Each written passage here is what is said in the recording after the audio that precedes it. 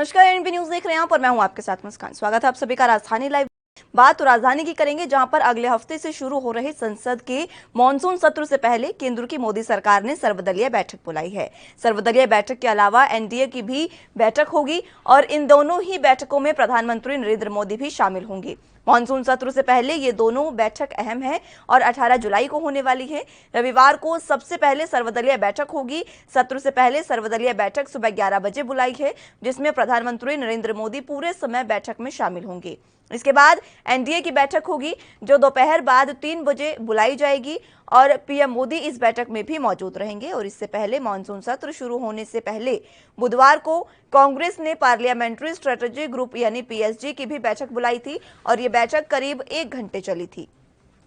इस बैठक में अगुवाई खुद कांग्रेस अध्यक्ष सोनिया गांधी ने की थी और इस दौरान कांग्रेस सांसद राहुल गांधी और पूर्व प्रधानमंत्री मनमोहन सिंह भी मौजूद रहे थे। कांग्रेस ने मानसून सत्र के लिए 5 पॉइंट एजेंडा तैयार कर रखा है और इस एजेंडे के तहत कांग्रेस किसान आंदोलन, पेट्रोल डीजल के दामों में वृद्धि, मुद्रास्फीति, कोविड मिसमैनेजमेंट और बॉर्डर के मुद्दों को संसद में उठाएगी और मल्लिकार्जुन खड़गे अन्य विपक्षी दलों के साथ समन्वय भी स्थापित करेंगे।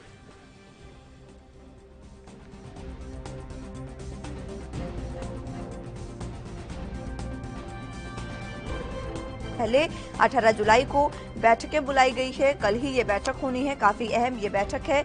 इससे पहले कांग्रेस की भी बैठक हो चुकी है। पार्लियामेंट्री स्ट्रेटेजी ग्रुप की बैठक कांग्रेस की हो चुकी है, जिसमें उन्होंने पूरा एजेंडा तैयार कर लिया है कि किस मुद्दे पर मानसून सत्र में सरकार को घेरा जाएगा और किस तरीके से वहां पर अपने मुद्दे रखे जाएंगे। कांग्रेस के मुख्य मुद्दे जो जग जाहिर है, किसान आंदोलन पर कांग्रेस अपना पक्ष रखेगी और इसी के साथ साथ मुद्रास्फीति, बॉर्डर के मुद्दे होंगे और पेट्रोल डीजल पर लगातार बढ़ती जो वृद्धि है, लगातार दाम बढ़ रहे हैं, उस पर बातचीत होगी और इसी के साथ कोविड मिसमैनेजमेंट पर भी बातचीत होगी। इन मुद्दों को संसद में कांग्रेस उठाएगी, जिसका जो समन्वय है वो मल्लिकार्जुन खड़गे अन्य विपक्षी दलों के साथ स्थापित करेंगे। हालांकि अगले हफ्ते जो मानसून सत्र शुरू हो रहा है, उससे पहले अब बीजेपी भी एक्शन मोड में आ गई है और बीजेपी ने भी अपनी बैठक बुलाई है। एक सर्वदलीय बैठक प्रधानमंत्री नरेंद्र मोदी ने बुलाई है और इसके अलावा एनडीए की भी बैठक होगी और इन दोनों ही बैठकों में प्रधानमंत्री नरेंद्र मोदी शामिल होंगे। सर्वदलीय बैठक में तमाम चीजों पर चर्चा की जाएगी और एनडीए की बैठक में ये इन चीजों पर चर्चा की जाएगी कि कौन से बिल पास होंगे, किस तरीके की चीजें वहां पर होंगी, ये तमाम चीजें बताई जाएंगी इस बैठक में। एनडीए की ये बैठक होगी मानसून सत्र से पहले। ये दोनों ही अहम बैठक 18 जुलाई को होने वाली है, यानी कल सुबह 11 बजे बैठकों का दौर शुरू होगा और शाम तक ये बैठकें चलेगी। सुबह 11 बजे सर्वदलीय बैठक होगी और जिसके बाद दोपहर 3 बजे जो है वो एनडीए की बैठक प्रधानमंत्री नरेंद्र मोदी ने बुलाई है और दोनों ही बैठकों में प्रधानमंत्री नरेंद्र मोदी खुद शारीरिक रूप से मौजूद रहेंगे। हालांकि जिस तरीके से कोविड का काल चल रहा है, लगातार प्रधानमंत्री ने जो शारीरिक रूप से मौजूदगी की बैठकें हैं उनसे दूरी बनाई है। तमाम जो चीजें हैं, तमाम बैठकें हैं, वो वीडियो कॉन्फ्रेंसिंग के जरिए हो रही है। लेकिन ये दो अहम बैठक जो है मानसून सत्र से पहले जो होने वाली है, इसमें प्रधानमंत्री खुद मौजूद रहेंगे और जिस तरीके की सब चीजें होंगी उस पर विचार किया जाएगा। कांग्रेस तमाम मुद्दों को यहाँ पर उठाएगी, वो मुद्दे भी हमने आपको बताए।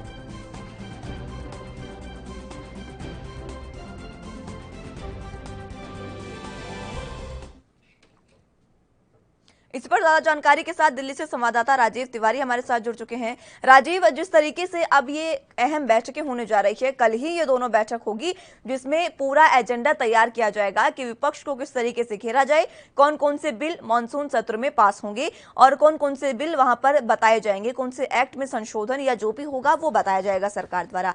कितनी महत्वपूर्ण ये बैठक मानसून सत्र को लेकर? देखिए, बिल्कुल बताइए, जिस तरीके से बात करें मानसून सत्र की, तो मानसून सत्र जो है सोमवार यानी कि 19 जुलाई से स्टार्टिंग होगी और उसकी कहीं ना कहीं शुरुआत भी होती नजर आ रही है और इसी को मद्देनजर रखते हुए खुद इसके अंदर केंद्र सरकार के द्वारा बैठकें भी की जा रही हैं और कल भी बैठक की जाएगी और जिसके अंदर कहीं ना कहीं रणनीति बनाई जाएगी कि मानसून सत्र के अंदर किस प्रकार के बिल पास होंगे, किस तरीके की रणनीति होगी और विपक्ष जो किस तरीके से हमला करेगा, उनका जवाब किस तरीके से देना है। मगर लगातार कहीं ना कहीं रणनीति बनाई जा रही है केंद्र सरकार के द्वारा। मगर बात करें जिस तरीके से कल सुबह 11 बजे बैठक स्टार्ट होगी और उसके बाद में एनडीए के साथ भी बैठक होगी, वो लगभग 3 बजे करीब होगी। उसके बाद में जो सोमवार से प्रक्रिया होगी वो मानसून सत्र के अंदर जरूर देखना होगा। मगर बात करें विपक्ष की, तो विपक्ष लगातार कहीं ना कहीं बैठकें कर चुका है और भी लगातार बैठकें कर रहे हैं, और ताकि केंद्र सरकार को मानसून सत्र के अंदर गिरा जा सके, चाहे वो पेट्रोल का मुद्दा हो या फिर डीजल का मुद्दा हो, रसोई गैस का मुद्दा हो या फिर कहें महंगाई का मुद्दा हो, वैक्सीन का मुद्दा हो, तमाम जो मुद्दे हैं उनको लेकर केंद्र सरकार को घेरते हुए नजर आएंगे विपक्ष भी। जी राजीव, देखिए, जो ये मुद्दे कांग्रेस ने उठाए हैं, विपक्ष ने जो ये तमाम मुद्दे अपना एजेंडा तैयार किया है, इसको देखते हुए साफ जाहिर हो रहा है कि इस बार का मॉनसून सत्र भी काफी हंगामेदार रहने वाला है। और देखना होगा कि विपक्ष किस तरीके की भूमिका इस बार निभाता है, क्योंकि मुद्दे बेहद संगीन उठाए हैं, बेहद ही संजीदगी से इस पर उनको बातचीत भी करनी होगी। लेकिन हर बार की तरह इस बार भी विपक्ष वॉकआउट ना कर दे, ये देखने वाली बात होगी। अगर वहां रहकर विपक्ष इस पर पूरे तरीके से बातचीत करता है तो शायद किसान आंदोलन पर भी बातचीत बेहतर तरीके से हो पाएगी, और साथ ही साथ पेट्रोल डीजल जो सबसे अहम मुद्दा इस समय चल रहा है उस पर भी बेहद ही बेहतरीन तरीके से बात होगी। देखिए, बिल्कुल सही कहा आपने। बात करें विपक्ष की, तो विपक्ष लगातार कहीं ना कहीं अपनी भूमिका जरूर निभाएगा और सत्र के अंदर जरूर देखने होंगे किसानों के मुद्दे हों, पेट्रोल के मुद्दे हों, डीजल के या फिर रसोई गैस के, या फिर कोरोना काल के अंदर जो लोगों की मौतें हुई, ऑक्सीजन को लेकर, अस्पतालों की सुविधाओं को लेकर, या फिर वैक्सीन को लेकर। सबसे बड़ी दिक्कत है वैक्सीन को लेकर, कोरोना काल की जो तीसरी वेव जो आने वाली है उसके लिए कहीं ना कहीं वैक्सीन जनता तक नहीं उपलब्ध हो पा रही है। कोरोना काल के अंदर महंगाई हो चुकी है, लोगों की जॉब जा चुकी है, यहाँ तक किसान भी परेशान है। मगर हर मुद्दे को लेकर जो विपक्ष है वो लगातार अपनी भूमिका निभाएगा और कहीं ना कहीं केंद्र सरकार को कैसे दबाव के डालने की कोशिश की जाएगी। मगर देखना होगा केंद्र सरकार किस तरीके से जवाब देती है। मगर कहीं ना कहीं वॉकआउट करने के लिए भी कहा जा रहा है कि विपक्ष जो है लगातार कहीं ना कहीं सदन का वॉकआउट भी कर सकता है और लगातार कहीं ना कहीं कोशिश की जाएगी कि केंद्र सरकार के ऊपर दबाव बनाया जा सके। मगर कहीं ना कहीं जो मुद्दे हैं वो जरूर अपनी जगह पर है और कहीं ना कहीं उन मुद्दों से जनता भी परेशान है और जनता की आवाज जो है विपक्ष लगातार उठाने की कोशिश करेगा। जी राजीव, बीजेपी के क्या कुछ मुद्दे हो सकते हैं और क्या कुछ जो एक्ट यहाँ पर पास होने वाले हैं वो हो सकते हैं, क्योंकि मॉनसून सत्र जो है वो जो बहुत ही स्पेशल हो जाता है, बहुत अहम हो जाता है ये देखना, क्योंकि मॉनसून सत्र में बेहतरीन मुद्दे जो हैं वो उठाए जाते हैं। साथ ही सरकार द्वारा कई ऐसे बजट भी पेश किए जाते हैं और एक्ट पेश किए जाते हैं, और साथ ही साथ जो पिछले एक्ट है उनमें संशोधन की भी बात कही जाती है। क्या इस बार उठने वाले हैं मुद्दे? देखिए, बिल्कुल भाई, जिस तरीके से बात करें केंद्र सरकार की तरफ से, यानी कि जो बड़े मुद्दे होंगे वो लगातार कहीं ना कहीं वैक्सीन को लेकर जो दिक्कतें आई थी, वो अस्पतालों के अंदर जो सुविधाएं नहीं थी, जो दूसरी वेव के अंदर देखने को मिला, लगातार कहीं ना कहीं इनको डेवलप करने की कोशिश की जाएगी। लगातार उनकी जो सुविधाएं बढ़ाई जा रही है, यहाँ तक कि आर्थिक सहायता दी जा रही है, कहते हैं राशन दिया गया, उसके लिए भी कहीं ना कहीं कोशिश की जाएगी सदन के अंदर प्रस्ताव रखा जाए और लगातार जो सुविधाएं जनता तक उपलब्ध कराई जा रही है उनको भी केंद्र सरकार गिराने की कोशिश करेगा। मगर देखना होगा विपक्ष किस तरीके से हमला करता है, क्योंकि विपक्ष भी अपनी तैयारी कर चुका है और लगातार कहीं ना कहीं सोमवार से सदन की जो कार्रवाई शुरू होगी और उसके अंदर किस तरीके से मुद्दे उठाए जाएंगे, केंद्र सरकार अपना पक्ष किस तरीके से रखती है। मगर ये जरूर देखना होगा कि सदन के अंदर क्या शांतिपूर्ण कह सकते हैं बातचीत होगी या फिर जवाब दिए जाएंगे या फिर वॉकआउट किया जाएगा। मगर लगातार कहीं ना कहीं अभी तक यही जानकारी मिल पा रही है कि वॉकआउट जरूर कर सकता है विपक्ष। जी राजीव, इस बार जो मुद्दे हैं कांग्रेस के और विपक्ष के, किसान आंदोलन की बात कर लीजिए, पेट्रोल डीजल की बात कर लीजिए, और बॉर्डर पर सुरक्षा और मुद्रास्फीति की, ये चार जो अहम मुद्दे हैं, और कोविड मिसमैनेजमेंट, 5 अहम मुद्दे जो उठाए हैं कांग्रेस ने, इस पर कहीं ना कहीं बीजेपी सरकार गिरती भी नजर आएगी, क्योंकि वाकई इस बार बीजेपी सरकार की कुछ कमियां भी इन चीजों में देखने को मिली है। तो कैसे जो बीजेपी है वो अपना पक्ष इस पर रखेगी और किस तरीके से खुद को बचाने की कोशिश करेगी? देखिए, बिल्कुल सही कहा आपने। यहाँ अगर बात करें बॉर्डरों की तो वहां पर भी कहीं ना कहीं केंद्र सरकार गिरती हुई नजर आई। बात करें महंगाई की तो वहां पर भी केंद्र सरकार गिरती हुई नजर आई।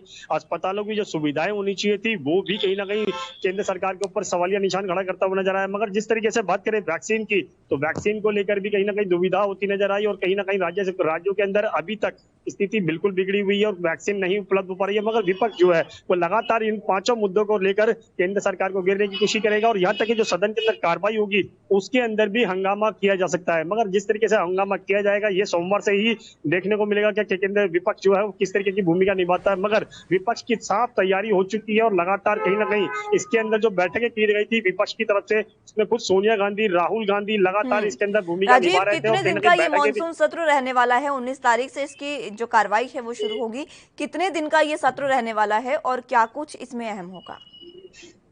देखिए, बिल्कुल जिस तरीके से बात करें मानसून सत्र की, तो मानसून सत्र 19 तारीख से स्टार्ट हो जाएगा और लगभग कह सकते हैं और दो चार दिनों के लिए चलेगा, मगर ये जरूर स्पष्ट है कि जिस तरीके से केंद्र सरकार गिरती हुई नजर आएगी वो जरूर देखना होगा। और लगातार कहीं ना कहीं विपक्ष की बात करें, एनडीए की बात करें या केंद्र सरकार की, हर एक की मुद्दे जो निगाहें होंगी वो इसके ऊपर लगी होगी सत्तर के ऊपर। और लगातार कहीं ना कहीं जो केंद्र सरकार अपने पक्ष रखेगी, चाहे वो वैक्सीन को लेकर हो, किसानों को लेकर हो, या फिर कहें बॉर्डरों को लेकर हो, या फिर महंगाई को लेकर हो, वो अपना पक्ष जरूर रखेंगे। मगर देखना होगा क्या कि इस सत्र के अंदर कितनी बड़ी कार्रवाई की जा सकती है और केंद्र सरकार किस तरीके से जनता को संतुष्ट करने की कोशिश करेंगी। जी ये तो वाकई देखना अहम होगा कि केंद्र सरकार किस तरीके से जनता को संतुष्ट करने की कोशिश करेगी। लेकिन कयास ये भी लगाए जा रहे हैं कि जिस तरीके से विपक्ष इस बार हमलावर है बीजेपी पर, तो जो किसान आंदोलन पिछले 7 महीने से ज्यादा समय से चल रहा है उसका फिलहाल कोई जो समाधान है वो निकल सकता है।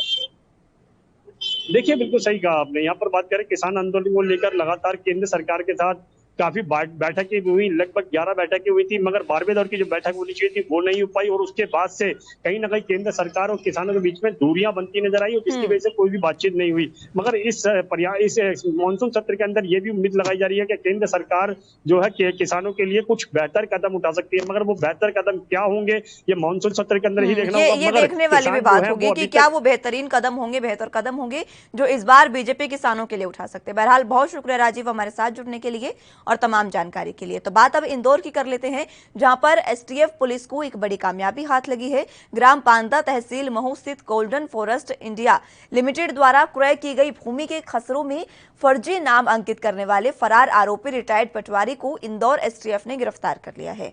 पुलिस अधीक्षक एसटीएफ मनीष खत्री ने बताया कि गोल्डन फॉरेस्ट द्वारा क्रय की गई ग्राम बांदा तहसील महू स्थित भूमि का नामांतरण कर षड्यंत्र से धोखाधड़ी करके भूमि को बचाने, बेचने और नामांतरण करने की शिकायत पर अपराध पंजीकृत कर लिए गए थे। और इन प्रकरणों में पूर्व में अपराधियों पर गिरफ्तारी भी उनकी पहले भी की जा चुकी है। और साथ ही खसरों में षड्यंत्र बिना आदेश विक्रम कंस्ट्रक्शन का नाम भी चढ़ाया गया था, जिस पर से दोनों अपराधों में उसे कोई धाराएं में आरोपी बनाया गया था। अब लंबे समय से फरार आरोपी किशोर सोनी को भी अब गिरफ्तार कर लिया गया है। वहीं आरोपी को 2 दिवसीय रिमांड पर भी लिया गया है। और भूमि के नामांतरण करने के लिए जो भ्रष्टाचार का ये मामला था उसमें शामिल अन्य साथियों की भी पूछताछ की जा रही है। लगातार एसटीएफ पुलिस को ये बड़ी कामयाबी हाथ लगी है। मध्य प्रदेश के इंदौर से खबर, जहां पर भ्रष्टाचार के आरोप में फर्जी आरोपी रिटायर्ड पटवारी को गिरफ्तार कर लिया गया है। इंदौर की एसटीएफ पुलिस ने इसे गिरफ्तार किया है। पुलिस अधीक्षक एसटीएफ मनीष खत्री ने इस बारे में तमाम जानकारी दी।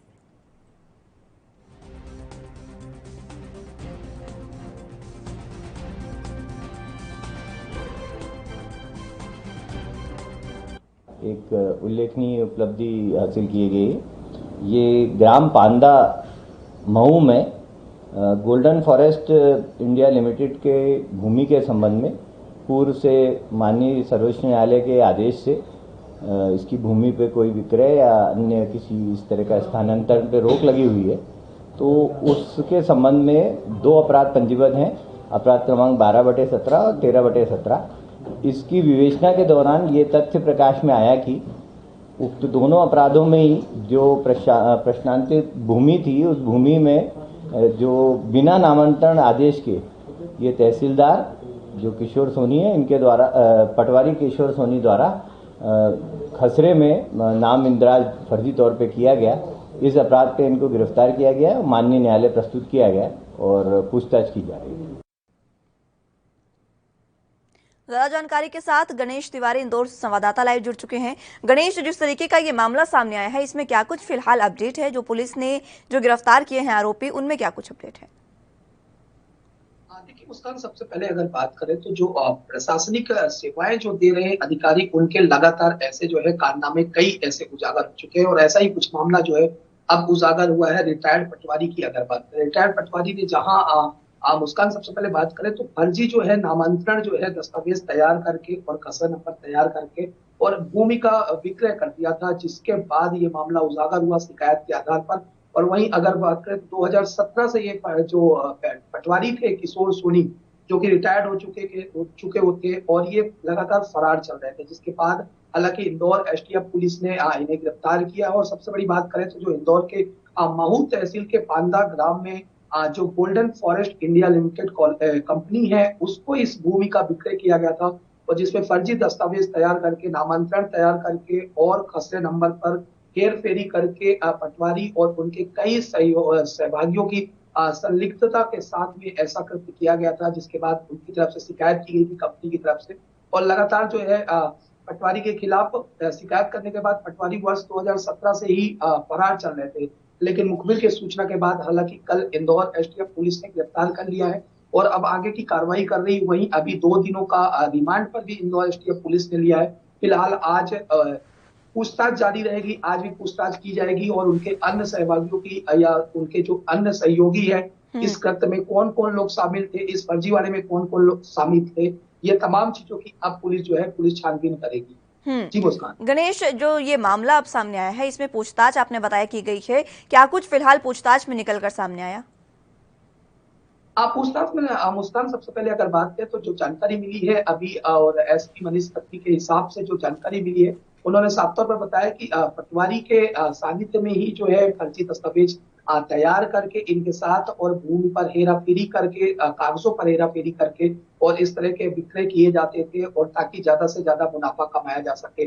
और इसके पहले भी अगर मुस्कान बात करें तो लगातार जो है जमीनों के अगर मामले में धोखाधड़ियों की बात करें तो कहीं ना कहीं कई सरपंचों और पटवारियों की पूरी तरह से सहभागिता दिखी और ऐसे कई मामले भी उजागर हुए हैं। और ऐसा ही कुछ मामला अब एक बार भी पटवारी की सहभागिता से एक बड़ी कंपनी जो कि golden India forest limited company है, उसके साथ धोखाधड़ी की गई। जमीन विक्रय, जब उनका जमीन खरीदना था वहां पर फर्जी दस्तावेज तैयार करके और एक लिमिटेड कंपनी को फर्जी दस्तावेज तैयार करके उस जमीन को बेच दिया। लेकिन गणेश देखिए, भ्रष्टाचार पर जीरो टॉलरेंस की नीति अपनाने वाली बीजेपी सरकार और अब उन्हीं के नीचे काम करने वाले इस तरीके के अधिकारी इस तरीके की फर्जीवाड़े कर रहे हैं, भ्रष्टाचार साफ तौर पर देखा जा रहा है। जीरो टॉलरेंस नीति की जो बात की गई थी वो आखिर कहाँ है?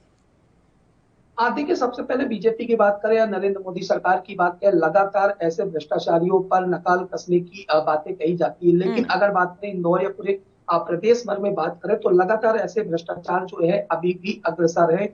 और सबसे ज्यादा अगर कोई भ्रष्टाचार कर रहा है मुस्कान, तो जो प्रशासनिक सेवाएं देने वाले अधिकारी है, चाहे वो सरपंच हो या फिर पटवारी हो, कई ऐसे लोग हैं जो ग्रामीण स्तर पर रहते हैं, वहां पर कई ऐसे फर्जीवाड़े किए जाते हैं या फिर रिश्वत मांगी जाती है। और ऐसे तमाम कई कार्रवाइयां भी अभी प्रशासनिक अधिकारियों पर हालांकि हुई है, चाहे वो पुलिस अधिकारी रहे हों या फिर पटवारी रहे हों या फिर अन्य कोई भी अधिकारी रही हों, जो रिश्वत के मामलों में या फिर अलग अलग तरहों के मामलों में लोकायुक्त और अन्य विभागों ने जो है कार्रवाई की है। लेकिन जहां बीजेपी सरकार लगातार इस तरह के दावे करती है, लेकिन ऐसे कई मामले सामने आते हैं जहां पर यह बात साबित कर देता है कि कहीं ना कहीं सरकार जो है पूरी तरह से इन अधिकारियों पर जो भ्रष्टाचार की लगाम पैदा करते हैं या फिर भ्रष्टाचार को जोड़ देते हैं, इन पर कहीं ना कहीं लगाम कसने में नाकामयाब साबित होती है, जिसकी वजह से ऐसे जो है अधिकारी जो है और इस तरह के कारनामे कर जाते हैं। जी और इनके इस तरीके के कारनामे से देखिए गणेश, जनता काफी परेशान हो जाती है, क्योंकि अब ये अधिकारी है जो इतनी पढ़ाई करके तमाम चीजें जो एग्जाम होती हैं सरकार के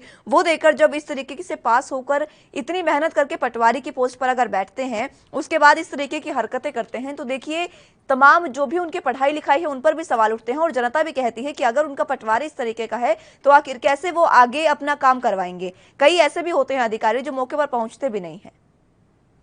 निश्चित तौर पर देखिए मुस्कान, अगर जमीनी हकीकत की बात करें या ग्रामीण स्तरों की बात करें तो सबसे ज्यादा आम जनता और जो जमीनों के मामले में जो घोटाले होते हैं या रिश्वत की लेन देन होती है वो सरपंच और पटवारियों के माध्यम से ही होती है। ऐसे कई सरपंच भी हैं जो अगर ग्रामीण स्तर पर कोई नक्शा पास कराना है तो जहां 2500 रुपए का नक्शे का प्रशासन की तरफ से उसका पैसे लिए जाते हैं, उसके चार्जेस होते हैं, वहां 20-20 हजार रुपए लिए जाते हैं। ऐसे पटवारियों के भी इसी तरह से कारनामे सामने आते हैं। तो निश्चित तौर पर कहीं ना कहीं एक तरह से प्रशासनिक अधिकारियों के द्वारा और इन्हीं शासन के ही कुछ अधिकारियों के द्वारा इस तरह के जब कृत्य किए जाते हैं तो कहीं ना कहीं ये बात साबित करती है कि कहीं ना कहीं दूसरे जो अधिकारी हैं उनकी कहीं ना कहीं इस बातों से छवि खराब करने या धूमिल होती है। तो ऐसे पर निश्चित तौर पर सख्त कार्रवाई की जाना चाहिए ताकि इस तरह के जो अधिकारी हैं भ्रष्टाचार को जो जोड़ देते हैं उस पर लगाम कसने में कहीं ना कहीं पूरी तरह से सरकार जो है कामयाब साबित हो सके। जी मुस्कान। तो इसमें अब सरकार क्या कुछ कर रही है, क्योंकि देखिए प्रशासन अपनी कार्रवाई कर रहा है। पहली तो बात यह कि क्या कुछ कार्रवाई उन पर हो सकती है, दूसरी बात यह कि जीरो टॉलरेंस नीति अपनाने वाली सरकार अब इन पर किस तरीके से एक्शन लेगी। देखिए मुस्कान, सबसे पहले तो ये देखने वाली बात होगी कि सरकार किस तरह से इस पर नकेल कसती है, क्योंकि लगातार ऐसे मामले जो है उजागर हो रहे हैं, चाहे वो रिश्वतखोरी को लेकर हो, चाहे वो फर्जी वाड़े को लेकर हो, या फिर बड़े बड़े घोटालों को लेकर हो। हालांकि सरकार बार बार वादे करती है और सरकार ये साफ बोलती है कि हम इस तरह के जो भ्रष्टाचार है उनको किसी कीमत पर पनपने नहीं देंगे और सख्त कार्रवाई करेंगे, लेकिन इसके बाद भी जीरो टॉलरेंस के बाद भी लगातार जो है इस तरह के कारनामे सामने आते हैं। और ऐसा ही कुछ मामला एक बार फिर फर्जी पटवारी, जो रिटायर्ड पटवारी है किशोर सोनी, जिनकी उम्र 62 वर्ष है, उनकी तरफ से भी एक ऐसा कारनामा साबित नहीं आया है जहां पर फर्जी खसरा नंबर और नामांकन तैयार करके जमीन का विक्रय कर दिया गया। तो एक बड़ा अपने आप में बड़ा हेर फेरी का मामला है, बड़ा धोखाधड़ी का मामला है। तो निश्चित तौर पर अब ये देखने वाली बात होगी कि सरकार किस तरह से इस पर एक्शन लेती है। हालांकि प्रशासनिक अधिकारियों की बात करें, एसटीएफ की बात करें, तो एसटीएफ ने जरूर इस पटवारी के खिलाफ 420, 468, 470 और 471 व अन्य धाराओं के साथ जो है कायमी की है और पुलिस ने रिमांड पर भी लिया है और आगे भी पूछताछ जारी है कि और इनके सहयोगी जो थे कौन कौन इस कार्य में जो है पूरी तरह से इनका सहयोग दे रहे थे। जी मुस्कान। ठीक है गणेश, बहुत शुक्रिया हमारे साथ जुड़ने के लिए और तमाम जानकारी के लिए। तो बात अब मुंबई की कर लेते हैं, जहां पर बीचों बीच जुहू चौपाटी के समीप सदी के महानायक अमिताभ बच्चन के बंगले को लेकर इन दिनों विवाद काफी तेज हो गया है। उद्धव सरकार ने रोड को चौड़ा करने के लिए अमिताभ बच्चन के दीवार को गिराने के लिए नोटिस दिया है, जिसे लेकर उनके चाहने वाले दर्शकों और समर्थकों में काफी आक्रोश देखा गया है। वहीं उत्तर भारतीय सेना और ऑल इंडिया ब्लू टाइगर की तरफ से अमिताभ बच्चन के बंगले के बाहर धरना प्रदर्शन करते हुए अमिताभ बच्चन की सुरक्षा को लेकर कई सवाल खड़े कर दिए गए हैं। अगर ऐसे में उनके घर की इस दीवार को तोड़ा जाता है तो किसी भी व्यक्ति का अंदर प्रवेश करना काफी आसान हो जाएगा और इससे उनकी जान को खतरा हो सकता है, ये उनका कहना है।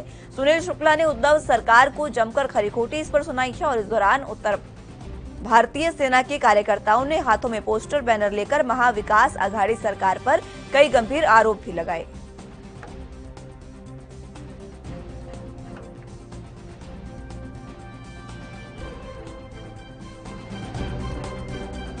एक उल्लेखनीय उपलब्धि हासिल की गई। ये ग्राम पांदा महू में गोल्डन फॉरेस्ट इंडिया लिमिटेड के भूमि के संबंध में पूर्व से माननीय सर्वोच्च न्यायालय के आदेश से इसकी भूमि पे कोई विक्रय या अन्य किसी इस तरह का स्थानांतरण पे रोक लगी हुई है। तो उसके संबंध में 2 अपराध पंजीबद्ध हैं, अपराध क्रमांक 12/17 और 13/17। इसकी विवेचना के दौरान ये तथ्य प्रकाश में आया कि उक्त दोनों अपराधों में ही जो प्रश्नांतित भूमि थी, उस भूमि में जो बिना नामांतरण आदेश के ये तहसीलदार जो किशोर सोनी है, इनके द्वारा पटवारी किशोर सोनी द्वारा खसरे में नाम इंदराज फर्जी तौर पे किया गया। इस अपराध पे इनको गिरफ्तार किया गया है, माननीय न्यायालय प्रस्तुत किया गया और पूछताछ की जा रही है।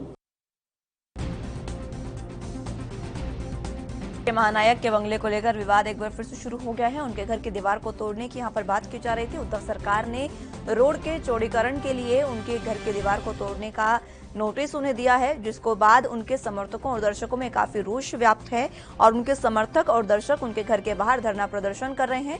तस्वीरों में आप साफ देख सकते हैं किस तरीके से धरना प्रदर्शन किया जा रहा है और अमिताभ बच्चन जो सदी के महानायक जिन्हें कहा जाता है, उनको लेकर यह कहा गया है कि अगर उनके बंगले की इस दीवार को तोड़ा जाता है तो उनकी जो सुरक्षा है उसको लेकर काफी सवाल उस पर खड़े हो सकते हैं, क्योंकि अगर दीवार को तोड़ा गया तो कोई भी दीवार को फांद कर उनके घर में जा सकेगा और उनकी जान जोखिम में इस पर आ जाएगी, उनकी जान पर जोखिम भी आएगा। और इसी वजह से उन्होंने ये तमाम धरना प्रदर्शन किया ताकि जो उद्धव सरकार है वो अपना नोटिस वापस ले। और यही तमाम कार्यकर्ताओं ने मांग भी की है और अपील भी सरकार से की है कि इस तरीके से उनके घर की दीवार को नहीं तोड़ा जाना चाहिए, उनके बंगले की दीवार को नहीं तोड़ा जाना चाहिए, क्योंकि इससे उनकी सुरक्षा में कहीं ना कहीं चूक हो सकती है।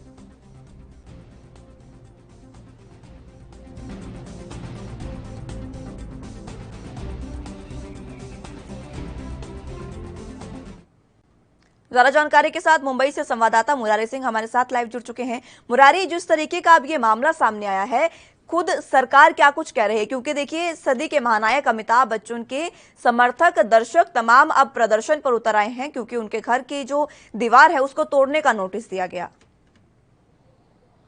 मुस्कान, देखिए अभी तक महाराष्ट्र सरकार की तरफ से कोई स्टेटमेंट या कोई बयान नहीं जारी किया गया है, लेकिन मुंबई के जुहू स्थित अमिताभ बच्चन के बंगले के जो बाउंड्री दीवार है उसे जो है रोड कटिंग में तोड़ने के लिए नोटिस दी गई है, जिसे लेकर के उत्तर भारतीय सेना और ऑल इंडिया ब्लू टाइगर के जो कार्यकर्ता हैं वो उनके बंगले के बाहर जो है प्रदर्शन किए और उद्धव सरकार के खिलाफ जमकर नारेबाजी की है। उनका कहना था कि किस तरीके से उत्तर भारतीय यहाँ पर फिर एक बार कह सकते हैं कि परप्रांति का मुद्दा यहाँ पर साफ तौर पर देखा गया है। जिस तरीके से शुक्ला का बयान आया, शुक्ला ने कहा है कि पहले मनसे प्रमुख राज ठाकरे ने जो है कि सदी के महानायक अमिताभ बच्चन के खिलाफ जो है कि बोल चुके हैं। अब ऐसे में शिवसेना महाविकास अघाड़ी सरकार में है और वो उन्हें नोटिस दे रही है उनके दीवार को तोड़ने के लिए। अगर कोई हादसा होता है, इतने बड़े जो है कि सदी के नायक हैं, मुंबई का वो पॉश इलाका कहा जाता है, कई ऐसी चूक हो सकती है। इन्हीं सब चीजों को लेकर के जो उनके दर्शक चाहने वाले थे वो जो है विरोध प्रदर्शन पर उतर चुके हैं। मुस्कान मुरारी, लेकिन क्या ऐसा कारण है जिसको लेकर उद्धव सरकार ने नोटिस दिया है, सदी के महानायक के बंगले की दीवार तक को तोड़ने का नोटिस दिया गया? देखिए मुस्कान, जो मुंबई के जुहू चौपाटी का इलाका है वो अगर उत्तर मुंबई से जाने की बात करें, मतलब अंधेरी, वर्सोवा, गोरेगांव, मलाड, अगर बोरीवली के इलाके से अगर हम वहां जाते हैं तो अमिताभ बच्चन के बंगले के जो पीछे का रोड है वो काफी पतला रोड है और उसे चौड़ा करने के लिए गणपति हो या फिर छठ पूजा हो, ऐसे दो त्योहारों में लाखों की संख्या में जुहू चौपाटी पे लोगों की भीड़ पहुंचती है। और यही वजह है कि बृहन मुंबई महानगर पालिका या फिर कह सकते हैं कि महाराष्ट्र सरकार उस रोड को चौड़ा करने के लिए इस तरीके की जो है कि नोटिस दी है। बहरहाल अभी तक महाराष्ट्र सरकार की तरफ से इस विरोध प्रदर्शन के बाद कोई बयान नहीं जारी हुआ है। मुस्कान, लेकिन मुरारी देखिए, ये जो आपने बताया कि त्योहारों में वहां पर दिक्कत महसूस होती है, तो ये तो त्योहार भी नए नहीं है और ना ही उनका बंगला नया है, पहले सरकार इसको कर सकती थी, लेकिन अभी क्या कोई ऐसा कारण है जिसकी वजह से जिस तरीके से कंगना रनौत पर किया गया था, उन पर हमला जिस तरीके से किया गया था और उनके घर को तोड़ा गया था, क्या उसी से जोड़कर देखा जा सकता है या वाकई ये चौड़ीकरण के लिए ही है? मुस्कान, देखिए जिस तरीके से प्रदर्शनकारियों के बयान है, जिस तरीके से प्रदर्शनकारी अपनी आवाज वहां बुलंद कर रहे हैं, ये कहना गलत नहीं होगा कि एक कार्रवाई भी कंगना रनौत से मिलती जुलती कार्रवाई दिख रही है। हालांकि ये पहली बार ये विवाद सामने नहीं आया इस बंगले को लेकर, इससे पहले भी बंगले की दीवार को तोड़ने के लिए राजनीतिक समीकरण के हिसाब से भी चर्चाएं हो चुकी हैं। अब ऐसे में जहां एक तरफ उनके बंगले की तोड़ने की बात कही जा रही है, वहीं जो उनके प्रशंसक है वो उसके विरोध में उतर चुके हैं। देखना ये होगा कि पिछली बार की तरह बार भी क्या उद्धव सरकार अपने निर्णय पर, अपने नोटिस पर बैकफुट पर आती है या फिर सदी के महानायक अमिताभ बच्चन के घर का जो छर दीवार कह सकते हैं उसे जो है ध्वस्त करके रोडों को चौड़ा करती है। मुस्कान, बिल्कुल, बहुत शुक्रिया मुरारी हमारे साथ जुड़ने के लिए और तमाम जानकारी के लिए। तो फिलहाल इस बुलेटिन में मेरे साथ बस इतना ही। आप जुड़े रहिए एनबी न्यूज के साथ। नमस्कार।